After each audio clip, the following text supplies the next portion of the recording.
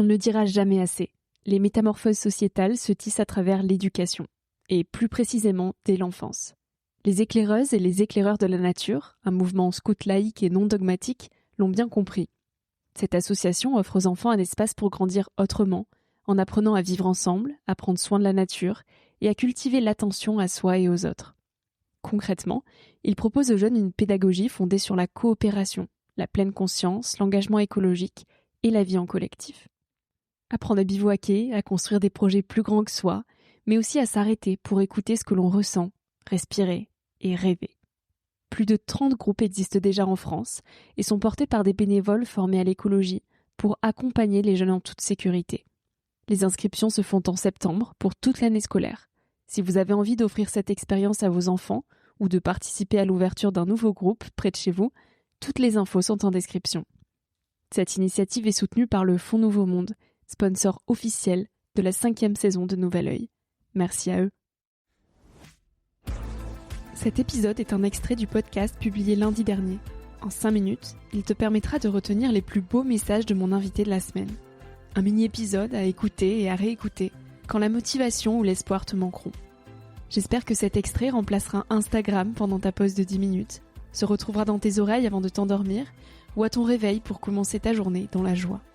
Si cet extrait te plaît et que tu as envie d'en connaître plus sur mon invité de la semaine, l'épisode en entier t'attend chaudement sur Nouvel Œil.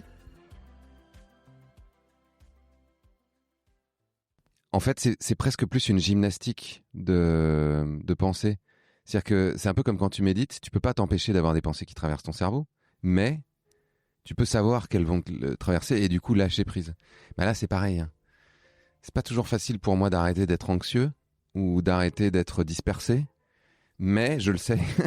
Et donc, je peux me dire à ce moment-là, ok, respire, reviens là, maintenant, tout de suite. Ok, de quoi t'as envie là ? Qu'est-ce qui va te faire du bien ? Qu'est-ce qui va te reconnecter à ici et maintenant ? De toute façon, pour moi, la crise écologique est une crise spirituelle au sens d'une crise de sens. Et c'est justement par là, à mon avis, qu'on a besoin de reprendre les choses, c'est-à-dire se demander à quoi ça sert tout ça. Quand vous serez sur votre lit de mort, qu'est-ce que vous allez regretter ? Est-ce que vous allez regretter de ne pas avoir travaillé comme un chien pour ne pas avoir gagné suffisamment d'argent, amassé suffisamment de biens, de trucs, d'objets, de bidules ? Ou est-ce que vous allez regretter de ne pas avoir passé assez de temps avec les gens que vous aimez, de ne pas avoir assez passé de temps peut-être à apprendre des choses, à comprendre comment le monde fonctionne, à vous émerveiller, à créer, à vivre l'amour ?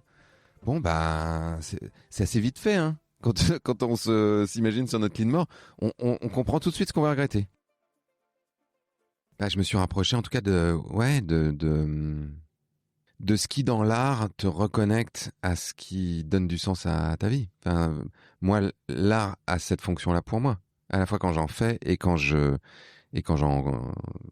reçois. Quand je reçois un tableau, un poème, un film, bah, si ça me bouleverse, à ce moment-là, je me sens plus vaste et je me sens à un endroit où je retrouve du sens à l'existence. Et en fait, à chaque fois que tu recommences un livre, c'est comme si tu n'en avais jamais écrit, quoi. Tu as vraiment l'impression de recommencer le truc du début. Et un film, c'est un peu pareil. Enfin, il y a un peu d'expérience, mais fondamentalement, à chaque fois, tu te dis est-ce que je vais y arriver ? Est-ce que ça va intéresser les gens ? Est-ce que ça va servir à quelque chose ? Est-ce que c'est pas un livre de plus ? Est-ce que c'est pas un film de plus ?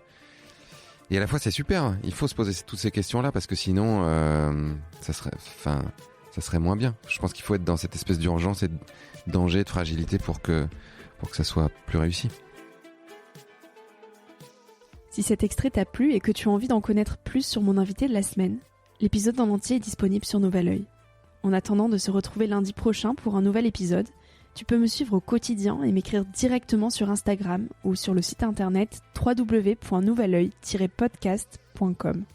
Depuis ce site, tu pourras aussi t'abonner à ma newsletter dans laquelle je partage des inspirations et des petites choses plus personnelles qui font mon quotidien. En attendant le prochain épisode, je te souhaite de savourer la vie comme il se doit et surtout, de faire des choses folles.